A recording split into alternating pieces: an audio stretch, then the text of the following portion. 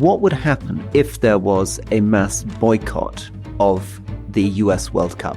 Trump uses everything to political ends, and by God, he's going to use this World Cup. We're about to see what happens when a baby doesn't get what it wants. When the Soviet Union invaded Afghanistan, 1980, it was a boycott of the Olympics. But to do it against the United States would be completely different. I'm not convinced that most people would necessarily support it. Oh, you think the British public wouldn't be in favour of not sending our teams? This episode is brought to you by Fuse Energy. And we are, as you all know, in January, and that's when everyone starts optimising food, fitness, finances, everything, except the thing charging on the drive at home.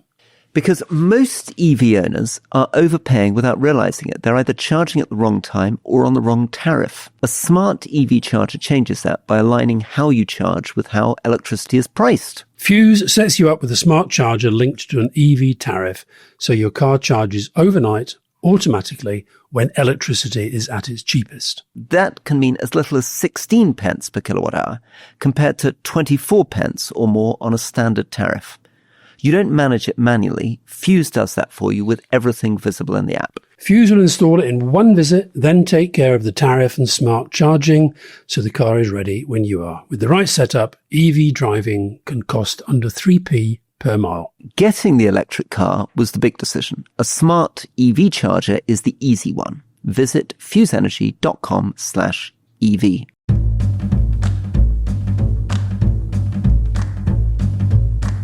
Welcome to The Rest is Politics Question Time with me, Alastair Campbell. And with me, Rory Stewart. So here we are in Davos again. So we're going to talk about actually how Trump's actions in Greenland might result in boycotts around the World Cup, and in particular, whether Alastair should be going to the World Cup. We're also, though, going to be talking about what we've seen in Davos, what we've learned about the world from Davos. We're going to be getting into Robert Jenrick's defection from the Conservative Party. So this was the heir apparent of the Conservative Party, has now gone over to Nigel Farage's Reform. And does that mean that Reform is on track to replace the Conservative Party or the opposite? We're going to talk also finally about Syria, where there has been a confrontation between the Syrian government and the Kurds, a huge boiling issue that's been there for a year, which at the moment is being celebrated by Mark Rutte and others, by another great achievement by Donald Trump. I'll try to explain a little bit, having been in Syria, what it's like on the ground. And then we'll finish talking a little bit about your friend Neil Kinnock, who we just interviewed on leading. Well, let me ask you that first question. Comes from Margaret, who's in North Carolina. I really respect Alastair for seriously considering not attending the World Cup and for recognizing the danger of normalizing what's happening in the United States.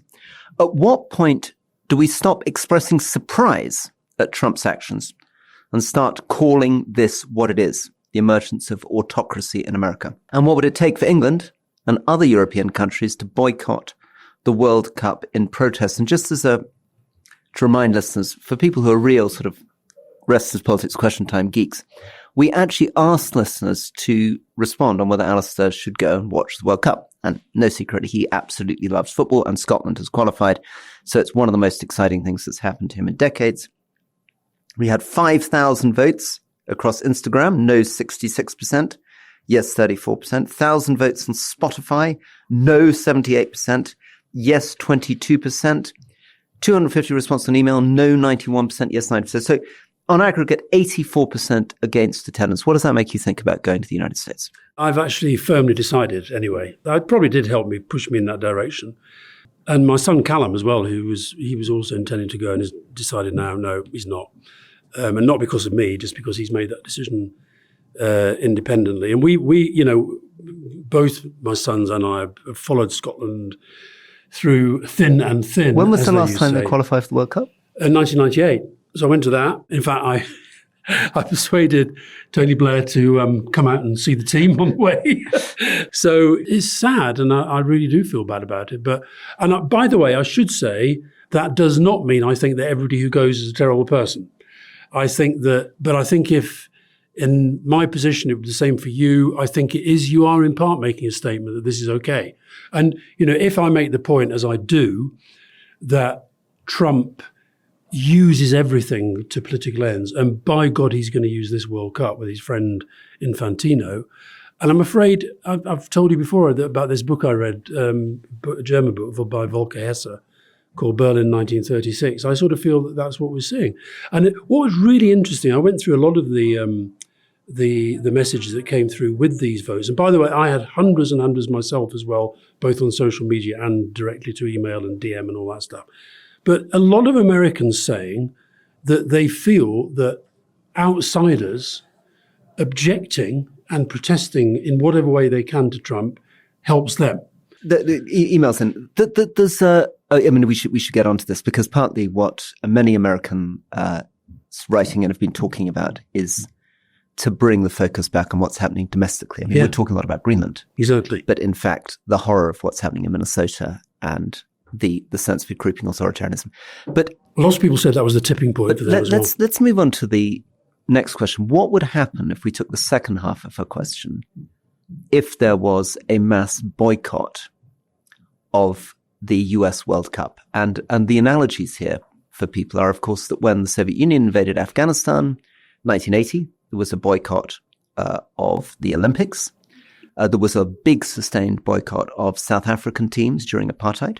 There were big sanctions against Russian sports people. Still are, following Putin's invasion. But to do it against the United States would be completely different. I mean, all the countries that it was done to before were, in a sense, more peripheral than the United States. The US was the central rule organizer. The US organized a lot of those moves. And Trump, of course, would weaponize it. 100%. And of course, the US has so much control over the sponsorship, the deals, the companies. He would present it as loser countries victimizing the US, and he would use it probably to boost his own poll ratings. So the only way I think you could pull it off is if you made it very much focused on a single issue, Greenland, and if you had a huge multilateral coalition where Trump can't present it as just a marginal thing, but basically the entire world boycotts the World Cup. And it would be very interesting to see where public opinion went on it. Because the truth is, we've got 2 of the 4 UK countries have qualified, England and Scotland. There is massive interest in the World Cup. We are both footballing nations, and I'm not convinced that most people would necessarily support it. Oh, you think the British public wouldn't be in favour of not sending our teams? I don't. I think. You think it's such a huge thing that actually sports fans would be really, really hurt and confused. Look, if it develops into, we actually see the sort of pictures that you described in the main episode of American troops arriving on Greenland and fighting with Danes. Yeah. Then I think that's a different level of thing. But if we're just carrying on in this stage of Trump's bullying, Trump's intimidation, there'll certainly, to my mind, be no pushback from within FIFA. He won a Peace Prize, a FIFA Peace Prize, or is a FIFA Peace Prize. He also got a second Peace Prize we didn't talk about enough, which is that the recipient of the Nobel Peace Prize handed it over.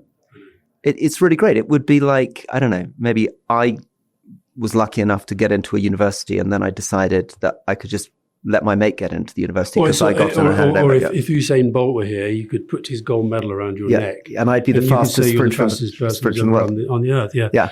I mean, it's pathetic. It's truly pathetic. It's like, in fact, if I can plug the New World, I've just seen our front page this week. It's Trump with a green dummy in his mouth saying, we're about to see what happens when a baby doesn't get what it wants. Which is extreme. I mean, his thing to the Norwegian, I mean, anybody who hasn't followed this amazing tweet. It was a letter, though. It was a letter. To Jonas Gahr Støre, who we've interviewed, in which he says, listen, you guys, the Norwegians, didn't give me the Nobel Peace Prize. So to be honest, I'm not that interested in peace anymore. No. I mean, of course, I'm still going to do a bit of peace. Yeah, but I'm not. You can't see me purely as the president for peace. Anyway, I'm going to take what I want because you didn't give me the Peace Prize. It's actually horrific. But look, I don't know what happens if because it would be a huge thing for any of these countries to say to their football associations, we don't want you to go to the World Cup, given how much it means to them, given the financial, economic situation attached to it, and so much else that goes on with it. So, yeah, we'll see. But look, I feel settled in my opinion, but I know I'm going to feel very, very sad when the World Cup comes around. I think there should be a boycott, even though Trump will use it to his benefit, even though it won't change US foreign policy. I think it will actually be very useful domestically in the United States for opponents of Trump to say, this is unbelievable. every single European country and many other countries around the world. But it would have to be that. It would have to be that. If it was another divide and rule. It's a very, very, I mean, I don't know who else is qualified. I mean, are there any other countries which might be amused to team up with us and refusing to tell? Who are not in Europe? Yeah. Are there Asian countries that could come along? They could. Has China qualified? No. Thanks to Infantino's money-making expansion of the whole thing, there are more countries than ever at the World Cup. Look, it could become a thing. I don't think we're far from that. Here's one for you to think about, Rory. Should the King go to the 250th anniversary celebrations? Because that's the plan. Well, definitely not if that anniversary involves making another claim on Canada, because he is the King of Canada. Canada's a sovereign nation. But just Greenland alone. If this is still going on, should Keir Starmer and the King sit down and say, you know what, bad idea? I think first thing is it's very unfair to the King because, of course, the King doesn't make these decisions on his own, right? This is a decision for Keir Starmer. But I'm afraid this Greenland thing crosses a line beyond anything we've seen, and that we have to respond so firmly, so clearly, and above all, together. I keep coming back to this. Everything coordinated. Carney, Macron, stand together. Right, next question. Just before we go, Rory, I just want to give a little sense of the flavour of the issues that were raised, particularly by American listeners, about why they felt they might have crossed the line. And these are the things that they've sort of put up with up to now. Politicisation of law, delegitimisation of courts, attack on a free press, normalisation of rule breaking, reframing of minority security threats, personality cult, aggressive foreign policy, and of course all the lying and everything else that we know about. Okay. Jackie, who's from Derby. Hi guys, I caught wind that you're at Davos this week. During what's a pretty significant week geopolitically, what's the most interesting thing you've heard? Well, first thing, before I get onto that, I mean, my goodness, there is a lot of nonsense. I mean, if you wanted to tease this amazing gathering of people, I mean, it's extraordinary. I mean, it's such a ragbag of peculiar different types of people. People quite understandably running small charities, trying to raise money, hoping they're going to meet some Saudi trillionaire who's going to give them $50 million because they met him over a cup of coffee. People trying to reignite issues that seem to be dying. And other people who you can kind of imagine sort of thing. When you're having a conversation, will sort of stand up and say, the one thing I want to say is treasure your parents. It's a lot of that stuff, right? There's a lot of kind of kooky self-help stuff going on, which probably is a sign that we are in massive, massive decline, because actually the whole spirit of this thing is being sapped from within. This whole thing was set up on the basis of globalization, free trade, rules-based international order. And what can you really say when Trump is going to Greenland except be nice to your parents? Be nice to your parents. Give them a big hug. Yeah. Look, as you have seen, Rory, I get very, very irritable at these events. I cannot stand the sort of status consciousness that goes on. You know, we're lucky enough, Rory, we've got white badges. They're very good. We're very important. It's extremely important. Where you walk around with your white badge, and then you meet other people. I met this other guy who only had a green badge, would you believe? And he said, how much do you have to pay for that? And I said, well, don't upset you, but nothing. Oh my God, he'd paid $40,000 to be here. To have a less good badge than you. Yeah. Yeah, that must be annoying. Must be really annoying. Yeah. But the friend that he was with, however, said, you will not believe how much business I do here. Right. He was in sort of tech world, but he said, I will have meetings that follow on from meetings I've already had, or that create new meetings that I will have.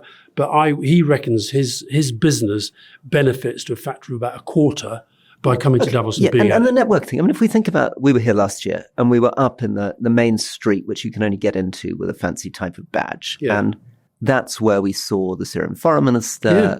And that's where we fixed up the trip to Syria. That's where we saw John Kerry. That's where we saw the former Swedish prime minister. I mean, so just standing in that street, Bill Gates was wandering around, I think. So that part of it is fine. But I'll tell you what absolutely does my head in a way that I cannot even tell you. I'm thinking of getting a gigantic badge made on here and say, do not ask me when I arrived in Davos. Do not ask me when I'm leaving. Do not ask me where I'm staying. Do not ask me how I get from my hotel to the Congress Centre, because you don't really care and I can't stand all the fucking small talk that goes on. Whereas there's this thing develops. At breakfast this morning, I overheard these 6, I think they were from Mongolia, and they were sitting there and they talked for 25 minutes about the different ways that they had found to get to the Congress Centre. Just do it. Don't talk about it, do it. Okay, now you did, however, have one conversation which you did think was quite interesting. That made you think about I would say the most interesting because to me, being interested is stuff that learning things you didn't know. And I had a meeting yesterday with a group called the International Justice Mission, where they educated me about an issue that I was vaguely aware of, but the scale of it is truly horrific. And I should tell viewers and listeners to be prepared for some truly horrible things. So this is International Justice Mission. They basically exist to help try to prevent violence against the poor, and in particular, women and children. But it's all violence against the poor and slavery and all the stuff that goes on.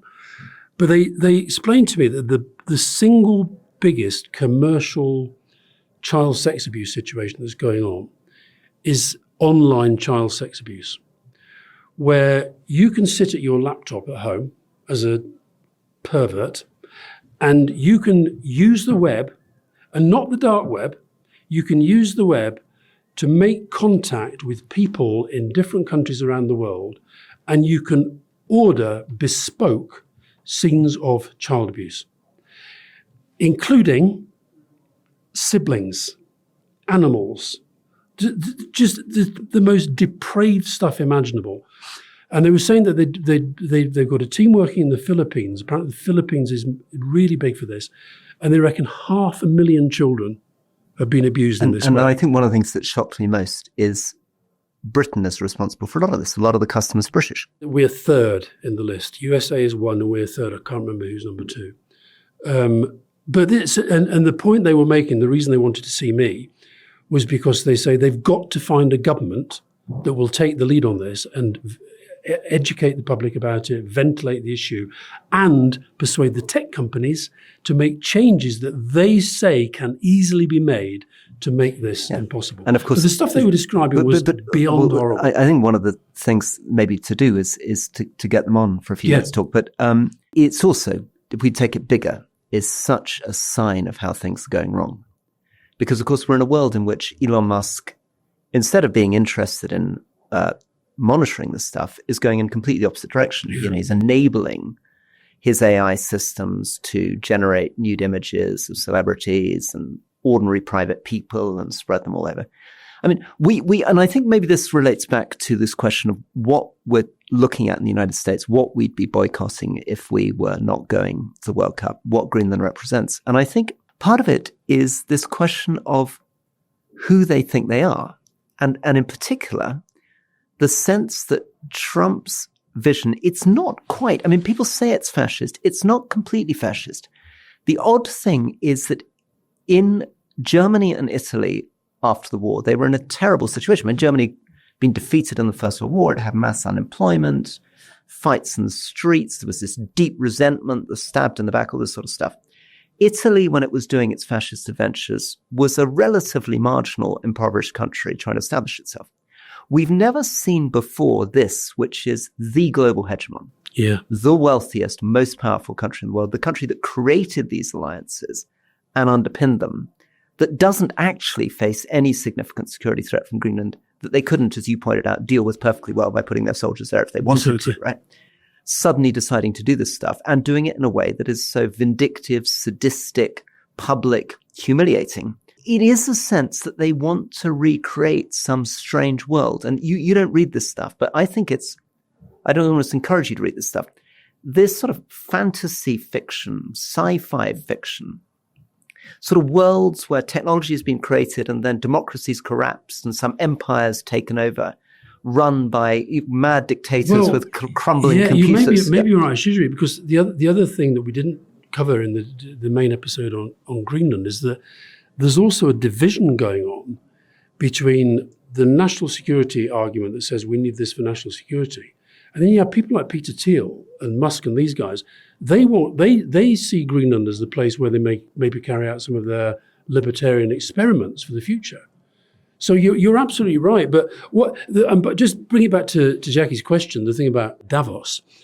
So why would a charity like that be here? These people who are fighting for this campaign, partly because they need money. So, and I bumped into David Miliband, who runs this huge charity in New York.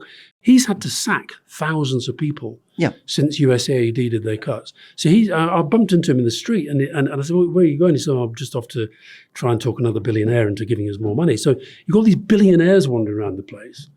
And of course, the inequality that they have created, that they drive and they thrive on, these charities, really good causes, trying to do good things, but they're doing them because the governments have pulled the plug on them. And which means also that instead of there being any central coordinated response. It's all very piecemeal. Yeah. Incidentally, we'll go to the break now, but I would like you to return to our campaign to give the Nobel Peace Prize to USAID. And work out how we can coordinate that, build them out. So anyone who wants to get behind that, we've looked at the rules on how you nominate. Yeah. We need organizations to write in. So please get in touch if you'd like to help us nominate USAID for the Nobel Peace Prize. And don't forget, the part of our plan originally was that the whoever is American president at the time should be invited to accept it. But they should bring along those presidents who were in charge when USAID and celebrate everything that America did on combating malaria, AIDS, international development, generosity to the world. All right, let's have a quick break and then we'll come back and we talk about Robert Jenrick and we talk about your trip to Syria.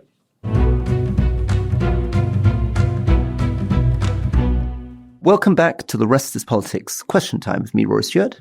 And me, Alastair Campbell. Question from Finn from Manchester.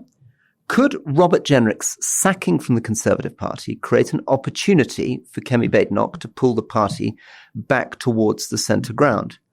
And when Jenrick defects to Reform, how can Nigel Farage credibly present Reform as the remedy for the Conservatives' recent failures? Well, we preempted that second part of the question on the issue of Nadhim Zahawi's defection.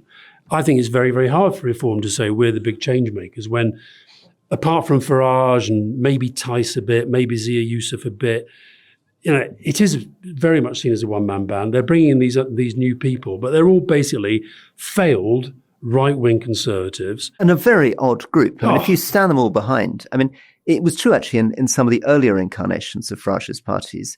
He had people who'd been sacked for cash for question stuff coming out of the Tory party. But this time it's sort of Anne Widdecombe, Nadine Dorris, Nadhim Zahawi. I mean, I don't really remember John Redwood's leadership challenge against Major and the very peculiar people he had lined up. Tony Marlowe in his bright jacket and all that stuff. It's got a bit of that feeling that and that's why Farage is now writing articles in the Telegraph saying, I'm setting a deadline for Conservative MPs defected. We can't just be a home for failed MPs. Well, the latest failed MP who's come over is this guy, is Andrew Rossendale. I'm very fond of Andrew. He's an eccentric fellow, but I'm very fond of him, and I can tell you a little bit about him. But was he not big on Conservative friends of Russia? Andrew, I mean, also was accused and then, I think, exonerated under allegations of abuse and was suspended from the House of Commons for it. He was on the Foreign Affairs Committee with me. He is... I don't know quite how to describe him. He's a big Brexiteer. He was the chairman of the APPG on flags. He knows more about the flags of the world than anyone on earth. He's in a world of endless portraits of the Queen. He's and quite a lot of the Brexit movement was like that. There were the sort of sinister, dishonest people, and then there were people who were sort of motivated by sort of strange kind of 1890s patriotism. Strong leadership. Well, yes. And Andrew, as I've said to you many times, we have not got to the bottom of the Russia reform story. And sadly, most of our media have given up even thinking about it. Look, Kemi Badenoch is widely said, as they say in two ways on the BBC, is widely said and widely reported to have handled Jenrick's defection well, preempted it, put out a statement that was pretty strong. Just to remind people, it was quite interesting. So she got wind that he was about to defect to Reform, which would have been an enormous moment. Just to remind people, Robert Jenrick. So well known that Roy Stewart's forgot his name. Robert Jenrick was the heir apparent in the Conservative Party. In fact, for the last 12 months, the story's been Kemi Badenoch's toast. There's only one person who can possibly replace who's Robert Jenrick. And he had huge support in the right wing from the Tory party. He's the guy that was doing all these social media videos, challenging people going on the tubes. He disrupted her conference. You remember? Yeah. You were commenting when she had to go on the Today program. He'd been out there saying there are no white faces in the city anymore, etc. So the smart money was if he just sat there, eventually Kemi Badenoch would be toppled and he'd become the leader of the Conservative Party. Instead of which he was going to defect to Reform, which would have been a huge opportunity for Farage to platform him and say the future leader of the Conservative Party has chosen Reform. She got there ahead, said, broke the whole story herself in a really good way. Yeah. She said, this guy's a snake in the grass. He's heading over to reform. He's put up with it for too long. He's now Nigel Farage's and problem. he's sacked. Yeah. Which I think probably took 80% of the effect of the defection away. Yeah, I think in media terms it took a lot away from it. I think in strategic terms it's still pretty damaging for the Tory party. But I think where Finn is absolutely right is an opportunity for Kemi Badenoch. Because I've always felt that the really big challenge for the Conservatives is to stop pretending that by moving to the right they can somehow keep hold of the people that have been flocking to Nigel Farage. So I think she needs new ideas, new thinking, new people. So I think it is an opportunity, and she has to show whether she can seize it. When she first came along, you can remember I said, look, this woman's just not going to last. She's not going to make it. But I think she's become stronger. I think she's become stronger in Parliament. She's got amazing self-confidence. Well, we talked about her budget speech, which was brutally effective. Yeah. She got out ahead on the under-16 social media ban. Yeah. Which she will have taken from people like us championing South Australia, and she got there ahead of Starmer.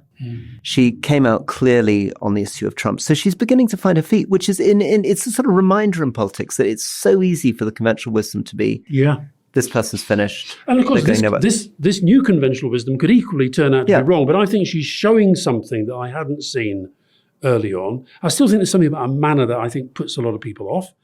But I think it is a real opportunity for her. And I've said a couple of weeks ago, and I got inundated with people saying, oh, it's wishful thinking.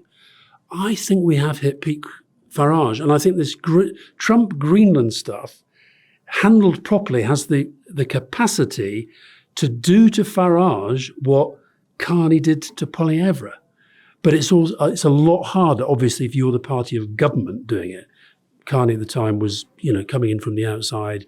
He was replacing a prime minister who was on his way. So maybe my final thing, I think two things for Kemi. One is clear distinction from Farage, but the second thing is she needs to start now making the centre-right argument.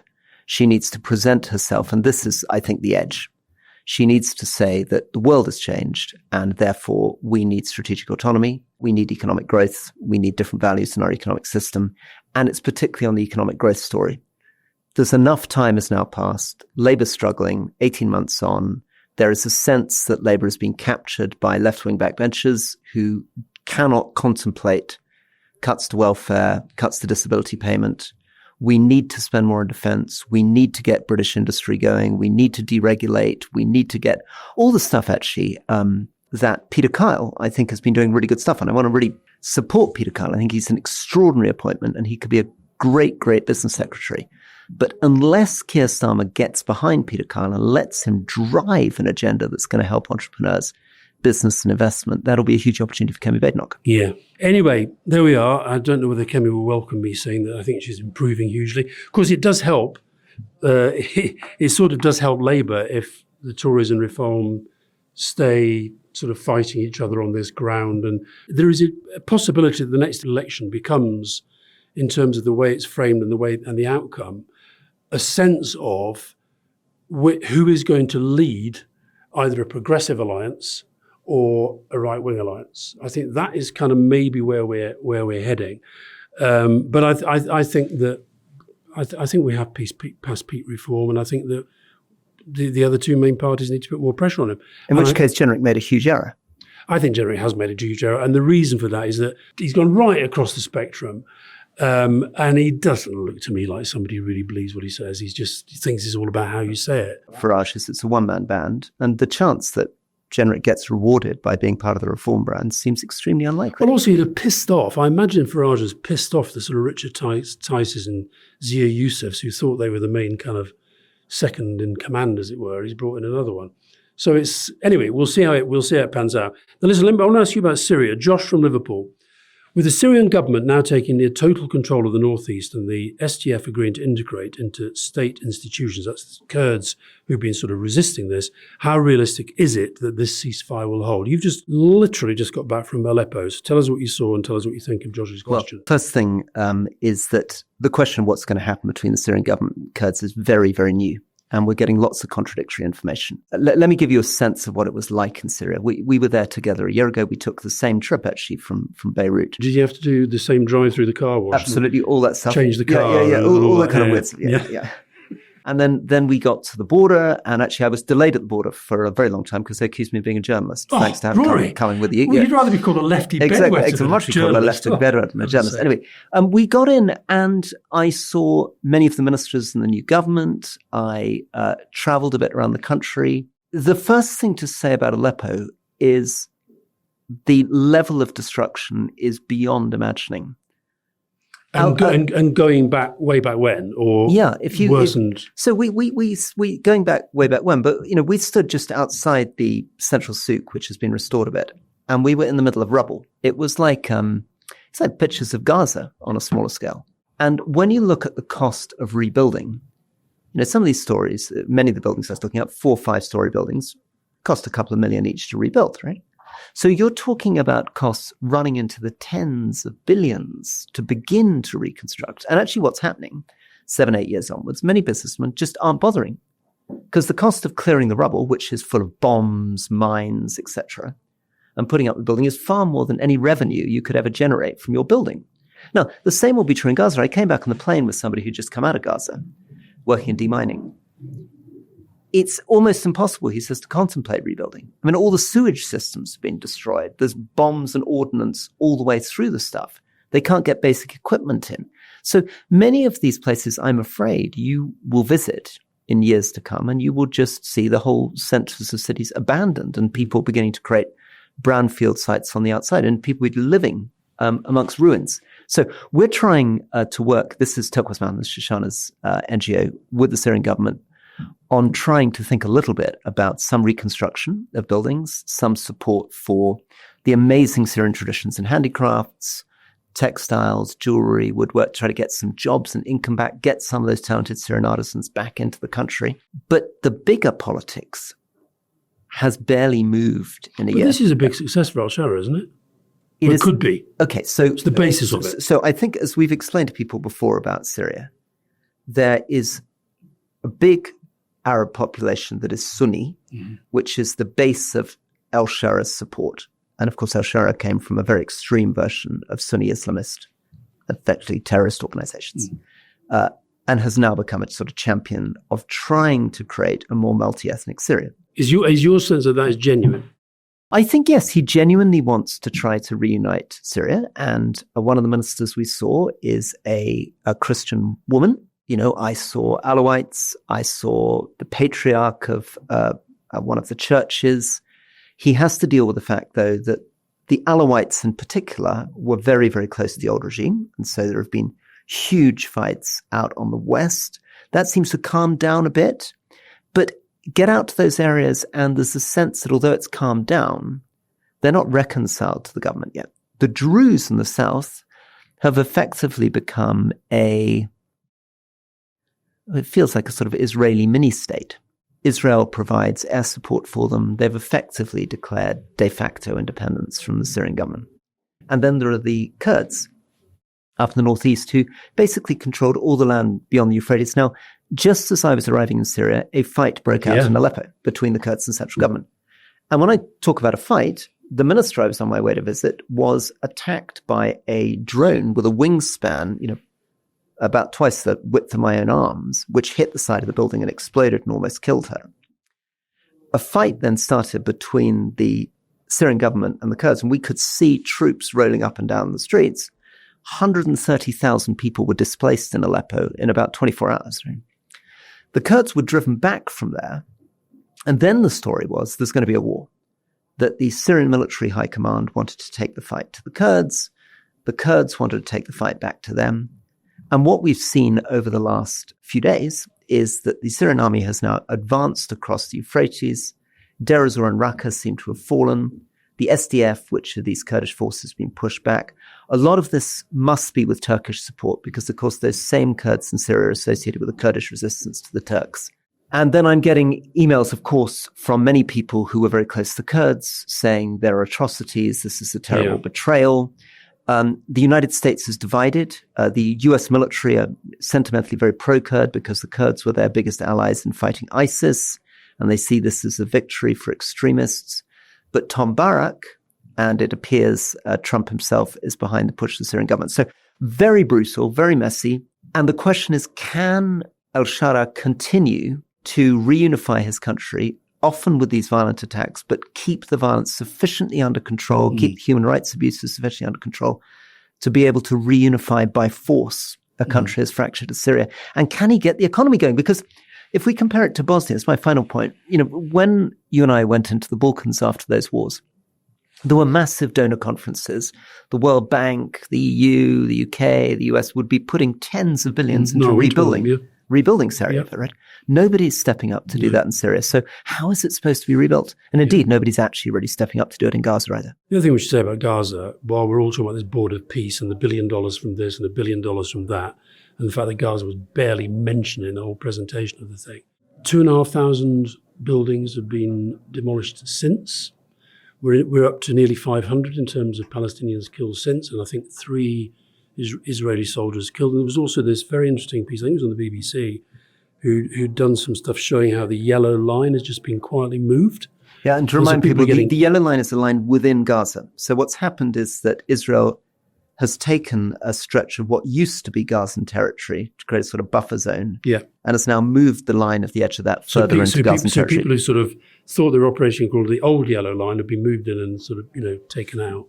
So we should, just because Donald Trump says he's delivered peace in Gaza, it has not happened. And the cost of reconstruction is on a scale even beyond, dare I say, the border of peace. So much going on in the world. But final note, just to update, we did Yemen last week. And maybe one of the things that people didn't follow is that there was these southern separatists backed by the UAE who attacked the Saudi-connected official government and then were driven back by the Saudis. And there was this extraordinary moment where Saudi literally bombed a UAE vessel. First time these two very wealthy Gulf states literally throwing munitions at each other. UAE withdrew. Saudi invited the leaders of the southern separatists for peace talks in Saudi, and they appear at the moment to have vanished. Totally vanished. So you turn up for a peace talk in Saudi and there's no sign that you're around anymore. The leader, however, of the southern separatists was flown out on a private jet by UAE to Somaliland. Israel and UAE are now very close through the Abraham Accords. Israel has just recognized Somaliland.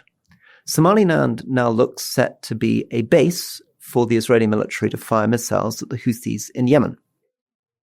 Saudi has responded by forcing the rest of the Somali government to break its ties with UAE. Saudi is also confronting UAE in Sudan. So we're in a very, very interesting world where these two major Gulf countries are against each other. Now, let me develop the final thing. I saw some senior Afghans on Saturday, and they were saying the thing that we don't understand when we talk about Greenland is how so many of the borders that we're looking at are recent colonial borders, basically. We could talk about Africa, we could talk about the Middle East, but even Central Asia. They were saying, listen, don't underestimate how many Pushtu in Pakistan basically consider themselves Afghan. Don't underestimate how many people in Azerbaijan think they should be part of Iran and how many people in Iran think they should be part of Azerbaijan. Don't underestimate that Kazakhstan, Kyrgyzstan, Uzbekistan, Tajikistan, Turkmenistan, these borders are very recent, very fluid, very, very artificial. Once you begin allowing the idea that that settlement, which basically said, I don't care what the history was of how this country was created and what its borders were. I don't care whether the boat landed 400 years ago, 700 years ago, 1,000 years ago. Territory. These are now the borders of the world. And since 1945, these are going to be the borders of the world. And you don't get to say, but there are a lot of Hungarians in Romania and we'd like that back, please. And I'm about to talk this afternoon to Albin Kurti. Many Serbs saying Kosovo is part of Serbia. Many Serbs saying Republika Srpska should be part of Serbia. So this stuff in Greenland is an unraveling of something which may be much, much bigger. Thanks for that, because I think the other thing I'd say is that just listening to that, your talk about going to Syria, it just underlines how important it is to listen to people who go, because I've read a lot about it following this sort of ceasefire deal and seen the sort of headlines, but it's clearly still a lot more complicated than they reflect. Final question from Bethan in Swansea, who's a Trip Plus member. Listening to your leading interview with Neil Kinnock, his oratory, even at 83, is truly remarkable. What lessons could Starmer take from Kinnock's ability to inspire and move audiences? Does he need more of that emotional connection with voters, or is his more restrained style better suited to today's chaotic political landscape? I mean, I don't think it's just Keir. I think our politics generally, I mean, who would you say is in Britain, the finest current political orator? It's terrible. It's so strange that you have to ask that question. We can't answer it because British parliamentary tradition was all about oratory. Yeah. I mean, any time in the last 300 years you asked that question, there would be obvious answers. You would have been like Pitt the Younger, Churchill, and R.M. Bevan was a great speaker. Michael Foote was a great speaker. You'd be able to generate these names very rapidly. Enoch Powell, nutty though he was a great speaker in the House of Commons. Boris Johnson was. Yeah. Got skills of oratory, just a total liar. Who would you, come on, I'm going to put you on the spot. Who today, if you were to say, I'm going to name a British person who's got really fine oratorical skills, who would you say? Bloody hard, isn't it? It's very strange, isn't it? It's as though I had an interesting one actually. I was in the car yesterday with somebody who was one of John Major's aides coming up to Davos. And he said that he had to approve all the speeches made by cabinet ministers during Major's government on a Friday. It was his job. And they were, all of them, big picture pieces. These cabinet ministers were out every week making big philosophical arguments for conservatism. And it's all completely disappeared. Do you know what's really interesting about it? I've forgotten about it. Back in the days when I was a journalist, one of the things you used to guarantee on a Friday, when it's usually quite quiet, is this plethora of speeches arrive saying, Douglas Hurd speaking to the Conservative Party Association and such. Whether these speeches even never took place, but they were arguments. Grand, big arguments. They absolutely. were not, we have invested an extra £2 million. Do you think we have to admit that maybe Farage is the only one who's quite a good public speaker? Yeah, he's good. He's got real talent there. Kemi Badenoch's speech at the budget was an extraordinary piece of effective oratory. I need to see more of Hillary. We like Hillary Badenoch. No, but he's good. He's good. He knows how to do it. He's very good in the House of Commons. Oh my God, that's so depressing. Anyway, Ken, of course, extraordinary. Encourage people to listen to it because it was extremely moving, very, very interesting, wonderful kind of glimpse on British parliamentary history, politics, the Labour movement, Thatcher, and the character of this man who so nearly became Prime Minister. I know, and I actually do think the campaign against him was so vicious. I think it did have a real impact. And actually what I saw and what I've seen many times in Neil is I think he would have been good in that job. My Fiona said that she thought it was the best interview we'd done. Very good. However, she's quite biased. Anyway, first part was last Monday. Second part is next Monday. But you can get early access to part 2 by becoming a member of Trip Plus. Very good. Oh, you did that very well, Alastair. Well, lovely to see you here at the World Economic Forum. And we'll be seeing... You're enjoying it more than I am, aren't you? Yes. I mean, I'm on my way to interview Albin Kurti, who we interviewed together on leading COSFE. I'm on my way to chair a panel on mental health, which, of course, all these billionaire globalists, they really care about their staff and their people. But, Kurti's had a great win. Amazing, isn't it? Incredible win in the election. Extraordinary. And rather, quite interesting. I mean, we would get, maybe offline we can talk about this a bit more because it's sort of, in many ways, he's a sort of anti-politician. You would have thought he did a lot of things wrong, but he's not corrupt. He says it how it is. And maybe a bit like the Moldovan, who I thought was another great leading interview we encourage people to watch. And by the way, I asked him that question. If there was a referendum on reunification, how would you vote? And everybody said to her, she won't answer that. And she answered it so directly. She said she would reunite with Romania. And it's a completely extraordinary, right? So she is the leader of an independent country who said, if there was a referendum, I would join my country with Romania. It'd be like Albin Kurti saying, I would join my country with Albania, right?